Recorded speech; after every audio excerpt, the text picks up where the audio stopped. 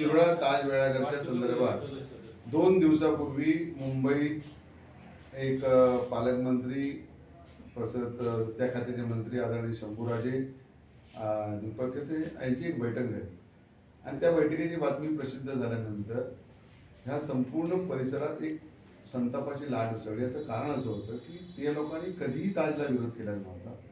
ते ताजच्या बाजूने आहेत, ताज व्हायला पाहिजे अशी त्याही ग्रामस्थांची इच्छा आहे।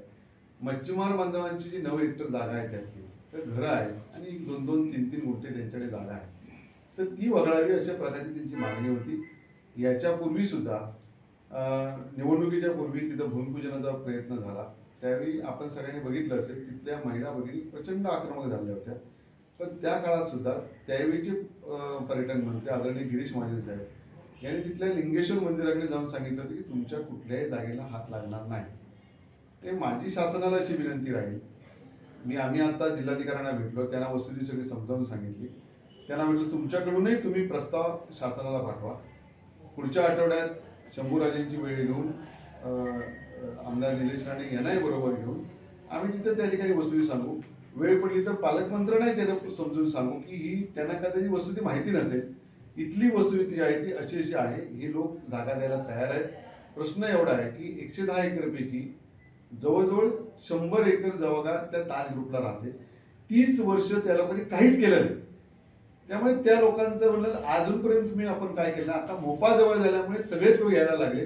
आम्ही ताजचं स्वागत करतो, पण त्याचबरोबर ताजच्या जे कोण मॅनेजमेंट आहे आणि आमची MTDCची मॅनेजमेंट यांनी इथल्या शेतकऱ्यांशी जे खरे भूमिपुत्र आहेत, ज्यांची जागा जाते त्यांच्यावर बसावं आणि त्याच्यातून तोडगा काढावा। निश्चितपणे ताज यायला पाहिजे ह्या विचाराचे सगळेच आहेत आणि लवकरात लवकर यांचा प्रश्न सोडून ताज सुरू करावं अशा प्रकारची विनंती आम्ही MTDCला करू, त्याचप्रमाणे जिल्ह्याच्या पालकमंत्र्यांना पण करू आणि जे शंभूराजे ह्या खात्याचे मंत्री आहेत त्यांना पण या ठिकाणी करू। या अनुषंगाने काल जो सामंजस्य करार म्हणून सांगितलं गेलो त्यामध्ये सगळ्यात महत्त्वाचं घटक कोण 3 असतात।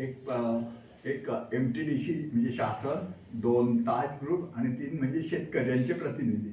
इथे तिसरा जो महत्त्वाचा ग्रुप असा शेतकरी प्रतिनिधीच नाही होते, ते सगळे कोण बिल्डर किंवा बाहेरचे ज्यांचा तिथे काही संबंध नाही।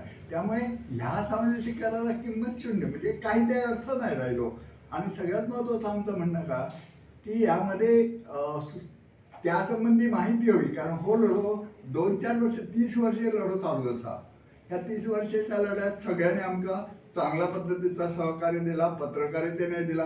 कारण अन्यायाविरुद्ध आम्ही लढताना केवळ ताजसारखं चांगलं प्रकल्प येऊचो ह्या उद्देशानं आम्ही पहिली 94 मध्ये मी त्यावेळी सभापती होता, बैठक झाली आणि त्यानंतर आम्ही 60 एकर त्यांची डिमांड होती, 60 एकर आम्ही त्यांना देऊ केली। नंतरच्या काळात ना शासन प्रतिनिधी मार्फत की जमीन अधिकाधिक घेण्याचे प्रयत्न झाले। 60च्या जागे 90 झाली, त्यानंतर 110 झाली, नंतर 140 झाली, आता 156 एकर जवळ असा। आमचं म्हणणं आहे का यामध्ये जे गावठाण क्षेत्र असा ज्या ठिकाणी शेतकरी होतं त्या सुद्धा क्षेत्र त्यांनी त्याच्यामध्ये कव्हर केला। म्हणून सर्वेवर 39 चे 28 एकर आणि ज्या ठिकाणी आज जोरदार संघ वापरतो तो 22 एकराचं वेळाघर पडतो। हे खरं म्हणजे सरळ सोडू होते, कारण तेवढं क्षेत्र लोकांनी पैसे पण घेऊन नाही सर म्हणजे त्यासंबंधी। मग असं असताना सुद्धा त्यासाठी लढत होतं लागतं, हा दुर्दैव असा आमचा। आणि म्हणून त्या विरुद्ध आमचं संघर्ष असा। या संघर्षात आमका की ना ह्या संघर्षामध्ये आमच्यावरचा अन्याय विचारात घेऊन राजन तेली साहेब का निलेश राणे म्हणजे या लोकांनी आमका चांगल्या प्रकारचं कॉपरेशन दिला।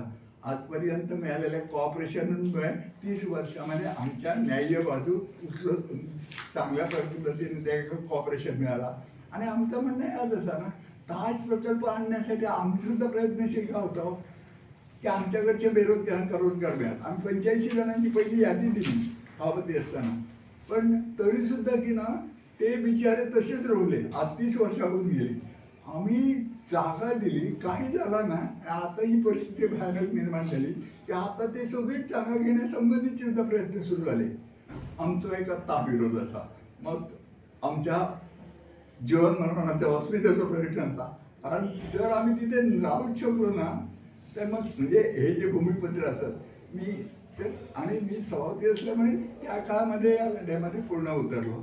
आज ही इतकी भयानक अवस्था असा बघितलं ना, खाडीमध्ये त्यांनी आंदोलन केलं, सर्व स्तरात आंदोलन करतं आणि यासाठी ही अशी न्याय त्याच्यासाठी सगळ्यांचं आमचं चांगलं कॉपरेशन देतात.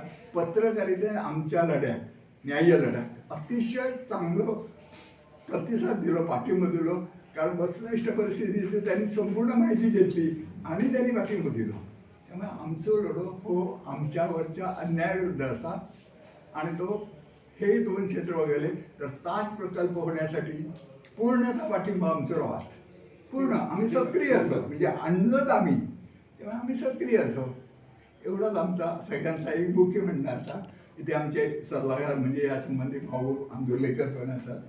हा सगळ्यांच्या आणि इथे आमचे या संघर्ष समितीचे अध्यक्ष राजू आंदोलकर, हनुमंत गौडणी सेक्रेटरी, सगळ्या स्टाफ आम्ही सगळे बसलो आणि आम्ही संतापाची लागली. इथे आमचा विरोध नाही अजिबात. इथेही अशी परिस्थिती असते. त्यामुळे या परिस्थितीविरुद्ध आम्ही आमचं प्राण असेपर्यंत आम्ही संघर्ष करतो.